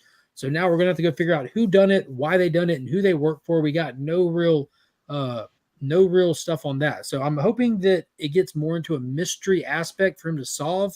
Not sure if it will, but I'm pretty sure we can trust Robert Venditti at this point. Yes, and this is the first of three consecutive weeks that will have new stories involving some of the Golden Age folks. This coming week we'll have Jay Garrick, and then next week we'll have Alan Scott. And we will have, Mark and I will do a deep dive on all these. We're going to do one for all of the new Golden Age coming up soon over on my channel. So as soon as Gotham War has another break or that gap between that and Beast World, because we'll definitely be covering Beast World. It seems like there's enough little events as well as like big events to really dominate that show. But in the cracks of those things, there's some really cool stuff to dive in to deeper context on as well. Next up, Danger Street issue number, what was this? 10. Book 10. Yeah, it's huge, written right there. Book 10. The Outsiders. So that last issue, man, it was like a gut punch of awesomeness. The whole entire issue 9 was just Manhunter and Assassin having not just a physical battle to the death, but like a battle of wits too. It was fascinating. It was fun. It was thoughtful, and it kind of left you just like, oh man, like it felt heavy. And now this one, it's like everyone's there. All these players across the story are all kind of now coalesced in one. We have the Outsiders making an attack on the actual building, the Creeper being revealed. The Green Team know who he is and want to use him as their little helper now. You get an awesome fight between the Creeper and the Outsiders, and the whole time him taunting and laughing at them maniacally, thinking, this is who you've been telling the world to be afraid of. These are kids and blah, blah, blah. Lady Cop is on the case per usual, but now she has the helmet of fate and she's getting ready to probably use it because she cannot, through her normal means and methods, get to the answer she's looking for. We have the dead Dingbat, and we have Orion, who feels like he's marooned on Earth because he failed in shutting down what he had to shut down. So now he's just waiting on the inevitability of the sky to fall. And all of those events with the New God characters stemming out of the death of Atlas. Since then, we saw those brief moments where Darkseid and Atlas worked together to channel some of the energy from the fire pits of Apocalypse to charge up Highfather to hold up this guy. Well, he ran out of steam because Atlas, he is not. So we see him actually fall from his efforts, And I was surprised and not surprised at the same time, because we literally saw Darkseid and the Highfather hug Mhm. at the thought of the sky falling. But now that it is falling, Darkseid smiled. I'm like, yo, what is he up to? And that's where they kind of left us off with that. So we have Warlord and Starman trying to put their best foot forward and go get Orion out of the slumps and see what they can do about bringing this kid back to life, because they don't know all the dangers that are going on around them that they're tied up in. And it's just such an epic feeling book. It feels like you're reading Lord of the Rings style story with so many players and so many missions and so many plots that are happening that are all under the watch of literal gods in space with a real problem that they're not even aware of. It's wild. Absolutely wild. Yeah, it's no, I mean, there's only 2 issues left, and it's they have so much. It seems as though almost all the people now, though, now all the pieces will be in the same place. It seems like that's where they're getting to. So, Can't Headquake wait. Jr. posts a thing about BTC on IG, the Batman 139 Bat symbol glitch. You should definitely buy it from them, but FYI, that's not actually a BTC exclusive. It's actually an open to order, so you may find that at your local comic shop too. But you should absolutely buy it from BTC. I support that decision. Batman 139 Bat symbol glitch foil variant. Yep. It's nice. It looks really nice. Reminds me of the opening to Batman Beyond. Remember the opening intro to that? Yeah. It was wild. Well, let's not talk about the display issues with them. Yeah, I think he's talking about the Treasury editions, right? The The big. Prestige. The big Yo, like, yeah. I don't understand. I guess because I just grew up in a comic book household. Like, for as literally longer than I can remember, there's been magazine-sized comic books. Howard the Duck first appeared in one. Right. They were talking about the Treasury edition, the Rocket big one, Raccoon. the big ones, like Okay. they were talking Well, about kind of those like how before. Flo said with he was waiting on City of Madness Yep. because of the prestige format. Like there's always been magazine size comic books. Yeah. Always. Hulk, Yep. Marvel Preview, just old Richard Corbin books, all kinds of stuff. So there's always been magazine size boxes. You can go to your Mhm. LCS where they Yep. have their long boxes or short boxes. There's also magazine box. They're always there. Mhm. You Yep. just you grab $3, you get one of those, and literally all your problems are solved instantly. Like it's like saying I would buy this comic book, but I don't know where to put it. In the box. You put it in the box. Or don't. Just put it in Avon, but put it in something. But I mean, Yeah. it's no different. It's just the same. Just the same. Picked up magazine size of Hulk. Yeah, there's tons of those. And dude, the artwork on a lot of those Savage Hulk books are insane. There's a really cool Lou Ferrigno one I love. Probably one of the biggest shocks that wasn't a surprise was how good Superman Lost was. Did you get a chance to read it yet? It is Superman and Lois. Lex Luthor is the most savage I've ever seen Lex Mhm. Luthor in my life in this Yep. issue right here. Mhm. So Superman in the dual stories here in present time, he's trying to deal with this PTSD of this cosmic odyssey he went on for 20 years. And he actually reached out for help. He went to go talk to someone about it at Kara's recommendation. Kara would know, she's been through a lot of stuff. Back in space, when we see some of the stuff he went through, he was talking because he's near a black hole going through a loop. He found an old version of himself, and this old version of himself starts telling the story of how he got there. And it was absolutely heartbreaking. A Superman that broke himself in a battle, that had no access to his ability because they tried to reverse climate change and thus shutting out the solar rays from the sun. Then he was just a crippled version of himself. But it was a heart-wrenching story. But then it had a little twist to it that Superman finally says, "Stop. That's not true. That would never. Jimmy would never put a rocket pack on. He's afraid to even put a parachute on. Like he would never. He's afraid of heights." And it was cool because the old Superman was really just trying to delay him long enough for him to have the proper exit out of this time stream to not be stuck there. So we see him moving along. But what we see, the big thing that happens is Lois, in her effort to try to get through to Clark, she's trying everything. She actually turns to Lex Luthor. And she turns to him knowing that he's a POS, and that's why she turns to him. She's like, you don't go out there, do some Lex Luthor stuff, and give Clark a reason to come back. Give Superman a reason to be himself again. And Lex is like, done. I've done it. Like while sitting there's like, I've done it. It's like, what do you mean? He goes, you have cancer. What? You have late stage pancreatic cancer. I've actually been dosing you with gamma rays since you walked in the door. I knew you'd ask this. She's like, what are you talking about? Freaks out. He's like, you asked to do a deal with the devil. This is its cost. You're welcome. I'm like, this is insane. So you see her go to the hospital. It gets confirmed, all this stuff. So he's like, you want Superman back. Superman saves Lois Lane. That's what he does. So you have cancer. I'm like, this is nuts. Like, just how cold, how calculated Luthor was, it was disturbing. Mm-hmm. Loved it. Really good. Yes. Last book I got was World's Finest Teen Titans. This was boring. But we got introduced to a new Guardian, which I thought was fantastic at the end. The whole thing is just a sleepover, watching Roy, Garth, and Wally hang out at his house. Watching Roy be a jerk, Garth be awkward, and then we cut to Karen Beecher, Bumblebee, which was fantastic part of the book. We see where she stole Manhattan Guardian's shield out of Titan's Tower, teched it up a little bit, and gave it to the living descendant of the original Guardian's partner.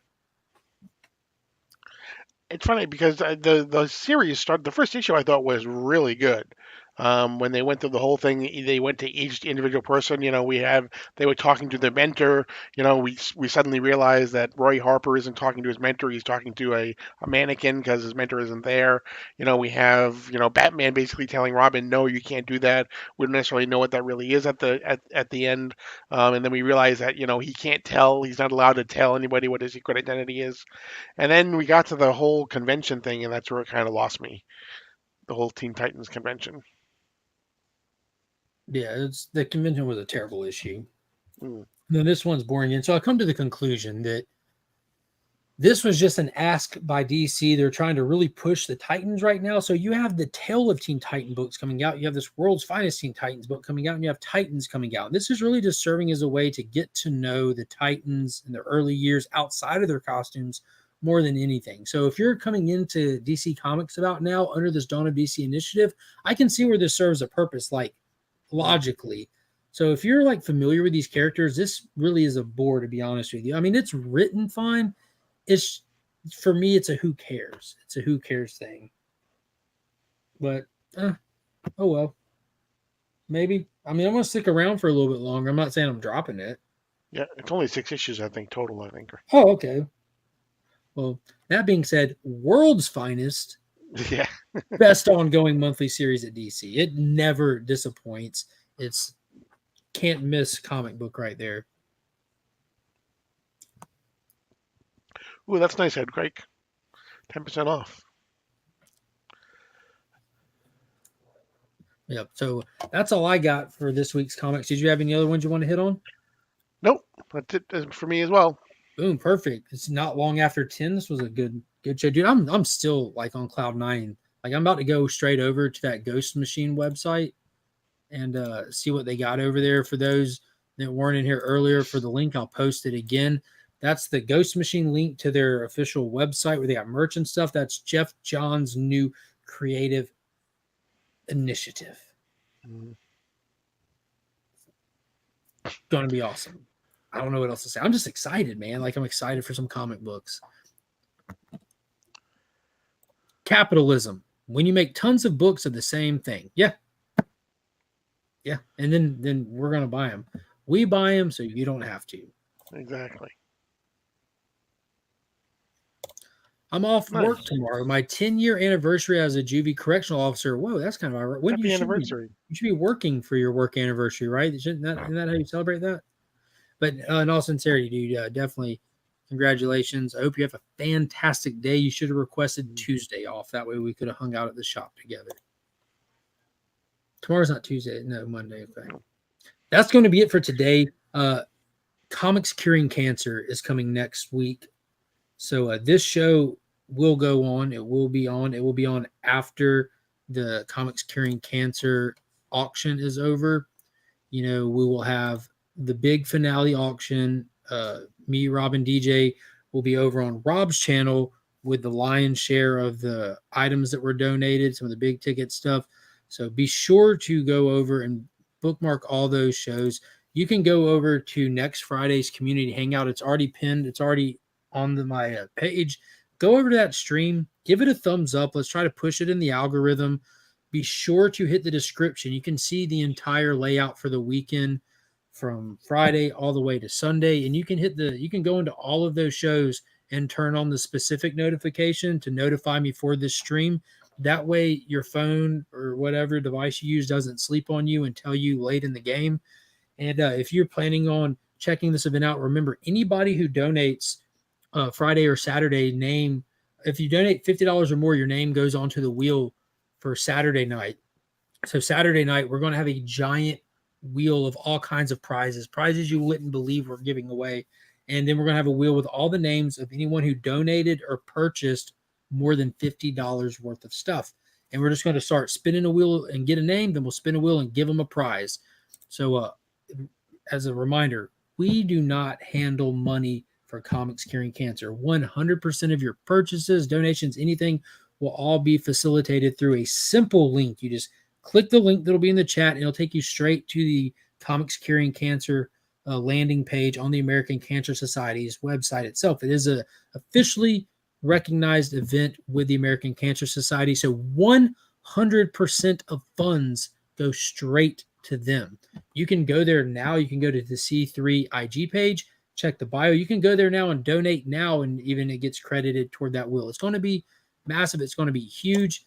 djlink.bigcartel.com has our Comics Curing Cancer exclusive that was donated by the Comic Mint with the cover art donated by Matt Wilson. There might be one or two left on that website. We had some allocated copies for it. We did have them go on the sales floor at NYCC this weekend. So hopefully they're all sold out. Like, that's the goal. And the goal is not to get everybody who wants a copy a copy. And they are being mailed out. I got my notice that mine was being mailed out today. Yeah. So NYCC's over, so we're getting them rocking and rolling now. So our goal with those is not to get one into everybody's hand who wants one. Our goal is to get every single copy sold. If we get every single copy sold, that represents, I believe it's $5,000 to the cause. We're already a little bit over $10,000 before we even start. We have a $25,000 goal this year, and there's some community members that have announced stretch goals. If we hit 30,000, Lee from Whack Comics will shave his eyebrows and mail them to me. If we hit $40,000, Tyler from Whack Comics, Tyler, who's in the mix with us on Friday night on DJ's channel, he will literally get a tramp stamp. So there's some really, really great reasons to participate in this. I need Lee's eyebrows. I want to put them on this shelf. I'm thinking about putting them on the Spectre. Right? Yeah. Help me put Lee's eyebrows on the Spectre. Mark, can you show DJ's thing again so I can get the website? I think the comic that DJ. Yeah, hold on one second. Got you. So djlinks.bigcartel.com. So with these, because we were it was uncertain, being that it was a pre-release, when we'd get them in hand and stuff. And in order to make them available before the event, we created a bigcartel.com website where you can go over there and buy this book.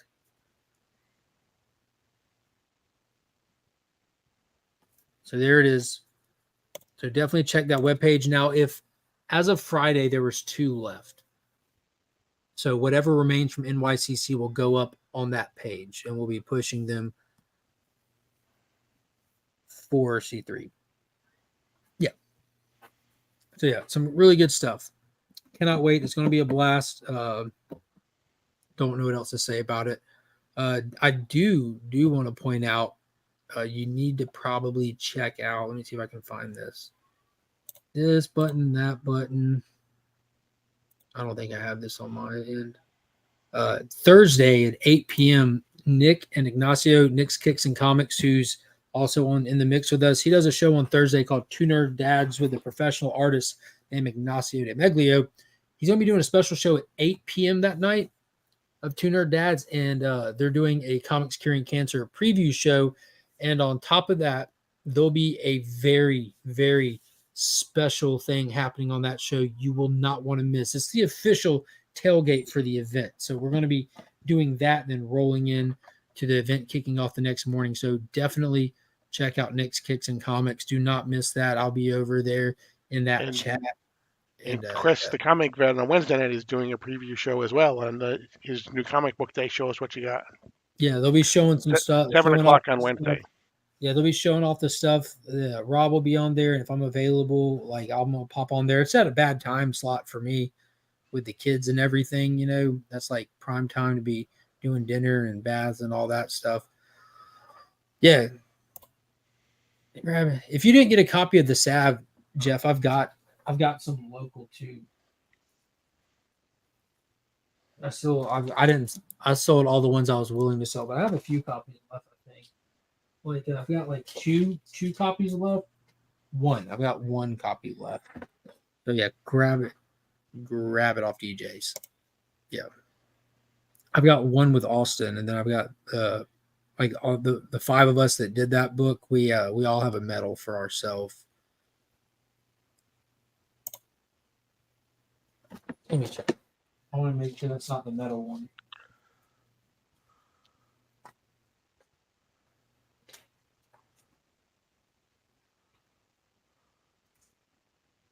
Yeah, I got you. Yes, sir. I will sell you a copy if you don't want to get it from DJ. It's number 47 out of 100. So you can get it on the website, or I can sell you one. I got one paper one left I can sell. So yeah, just get with me. Just let me know if you don't get one off DJ's. I got one more here. I don't mind getting rid of. Not selling my metal one though. Yeah, I held some back because I put one in the Legion loot, and then I sent Austin one for obvious reasons to get slabbed up. I bought an extra one to give away on Guess That Key 1 week. Perfect. So yeah, so that other one will end up in a Legion loot down the road. I just wanted to have some to, I don't know, just it felt weird just not having none, you know. But yeah, that's going to be it for tonight. Be sure to hit that thumbs up if you haven't already. Got some stuff lined up for this week already. This week's videos are all worked out and lined up. I'm going to be releasing my top 10 video on Thursday this week. I've been thinking about doing that anyways because I put it up for members on Wednesdays and then just see how it works. But this week is going to be the time I test run that. I'm not going to release it on Saturday. It'll be busy Saturday and want people's efforts over there. But that's going to do it for tonight. I appreciate everybody. We are out of here. Until next time, as always, he's Paul. I'm Mark, but we are Legion. And you and that's the wrong show. Oh, sorry. I was hoping you were going to do it. I was hoping you were going to do it. See y'all later. Bye.